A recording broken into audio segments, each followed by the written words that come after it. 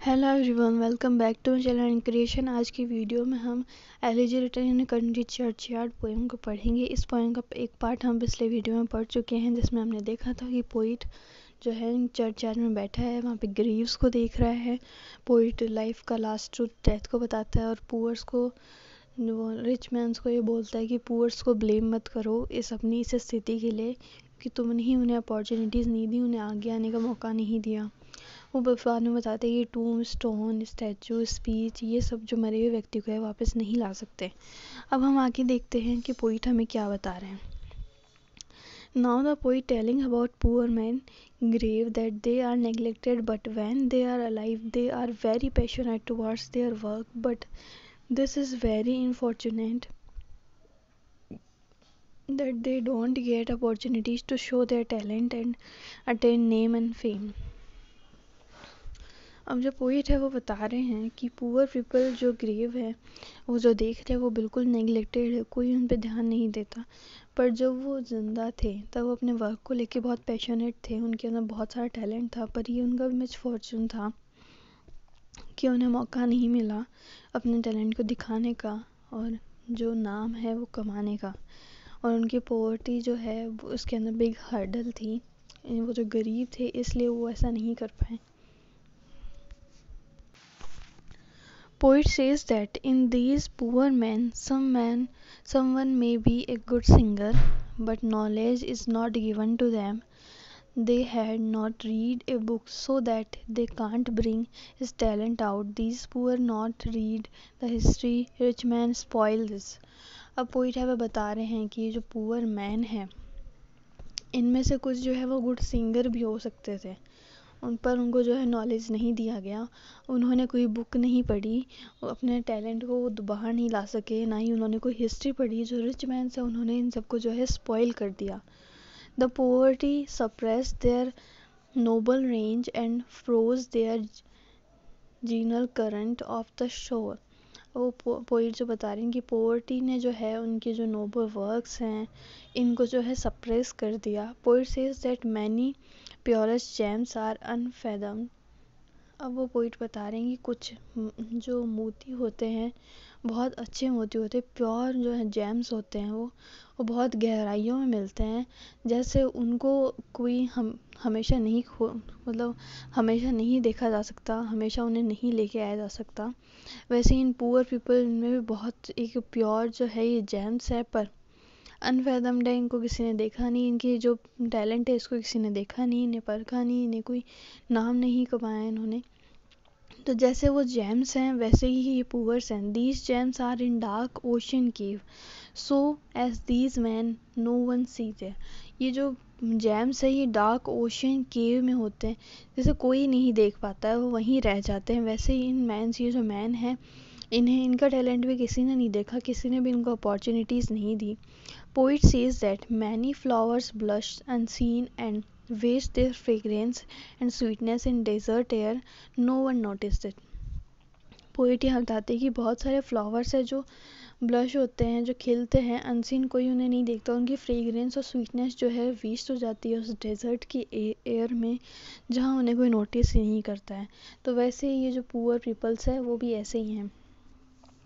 Poet says that many Milton rest here. It means that there are many great poets like Milton, but because of their poverty, they cannot become like poets. They cannot get knowledge, no chance, and now at present they are dead and buried in this grave in churchyard. अब poet बता रहे हैं कि इनमें जो यहाँ पे जो मरे हुए लोग हैं इनकी जो ग्रेव है इसके अंदर कुछ ऐसे भी होंगे जो बहुत अच्छे पोइट होंगे पर उन्हें नॉलेज नहीं दिया गया, वो मिल्टन की तरह कोई बहुत बड़े पोइट बन सकते थे, उन्हें कोई चांस नहीं दिया गया और प्रेजेंट पे जो है वो मर चुके हैं, उन्हें इस ग्रेव में जो है बरीड किया गया है।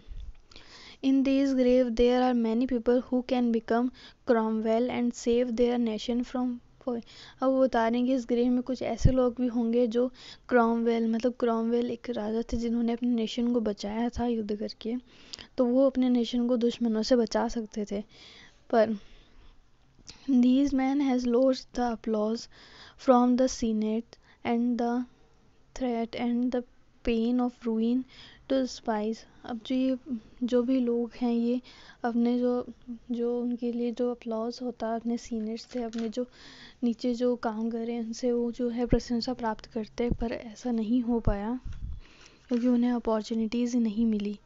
And they have lost the pleasure to see and listen their history in nation size, but they cannot do or see those because poverty and lack of knowledge।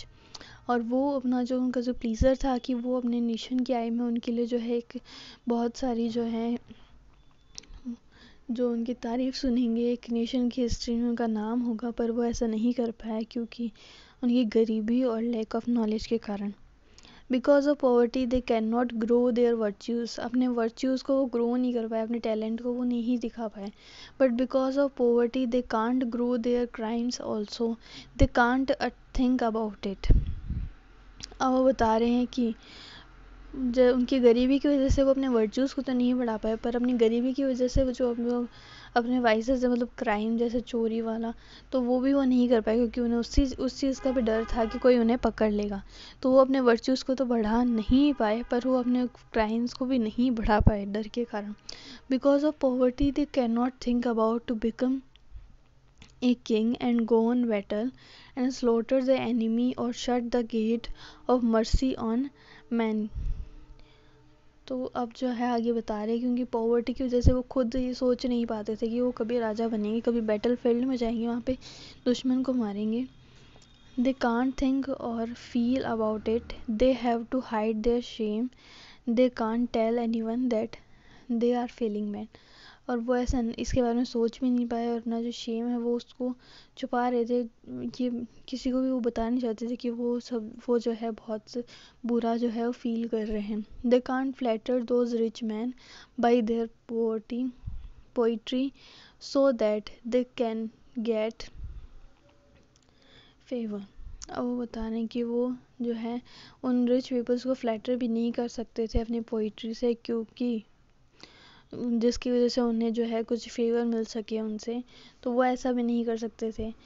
There wishes are very simple in comparison of rich people, they make their own way noiseless, they live a simple life. अब बता रहे हैं कि जो poor है उनकी जो विशेष है वो रिच के कंपैरिजन में बहुत सिंपल है। वो जो है अपना जो रास्ता है वो नॉइसलेस और सिंपल लाइफ वो जीना चाहते हैं। The poet tells that the bones which are in the grave are decorated with some stones and some uncouth rhyme and shapeless sculpture so that these poor people not feel bad। Poet बता रहे हैं कि इस grave में उनके थोड़ा सा decorate किया गया है, कुछ लाइंस लिखी गई हैं ताकि जो पुअर पीपल हैं उन्हें जो है बुरा ना लगे। By these things they wanted to give them tribute, but they don't have knowledge, so the lines which are written there are unrhymed। सो ये जो लाइंस हैं वो अनराइम्ड है, ये रिटर्न लिखी गई, इसके अंदर जो है उनका नाम लिखा गया है, उनका डेट ऑफ बर्थ लिखा गया है और कुछ लिखा गया कि इन्होंने क्या किया था, कुछ लाइंस लिखी हुई हैं। But after seeing it feels like that they get fame and it supplies elegy. They are written a holy text from Bible which teaches the how these rustic moralists यानी poors have to die।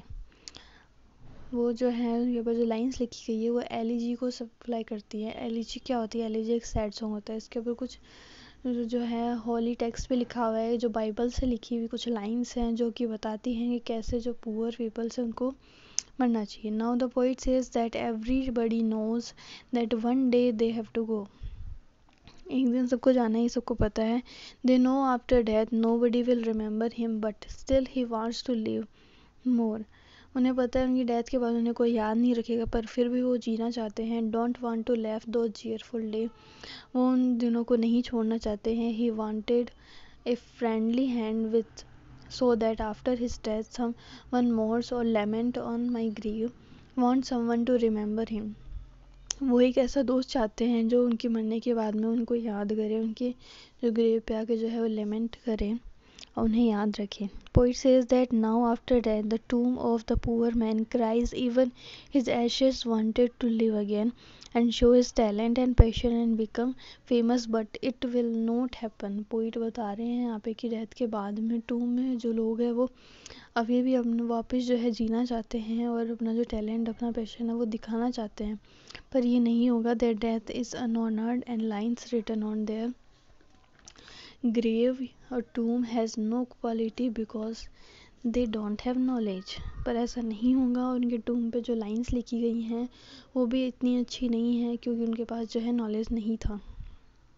Poet wants to tell that rich people can easily be remembered because of his fame, but the death of poor people is not remembered. Poet जो है बता रहे हैं कि rich people को आराम से याद रख सकते हैं सब उनकी जो फेम की वजह से, पर जो पुअर पीपल हैं उनको इतना याद नहीं किया जाता है. In the end the poet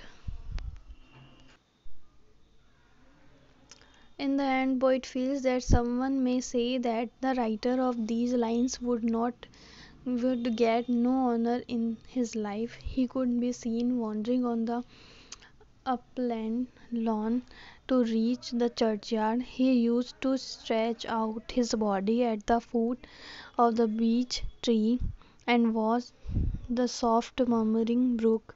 He was seen sometimes smiling and sometimes sad, but one morning he was found neither on the hill nor beside the brook. He was dead. His dead body was carried in the procession through the path leading to the church. अब यहाँ पे poet बता रहे हैं कि जो लोग मरे हुए हैं इनको हम देख सकते हैं कि वो कभी लॉन में दिखे होंगे, कभी हिल पे दिखे होंगे, कभी अपनी बीच पे अपनी ही जो बॉडी को स्ट्रेच करते हुए दिखे होंगे, कभी स्माइलिंग होंगे, कभी सैड होंगे.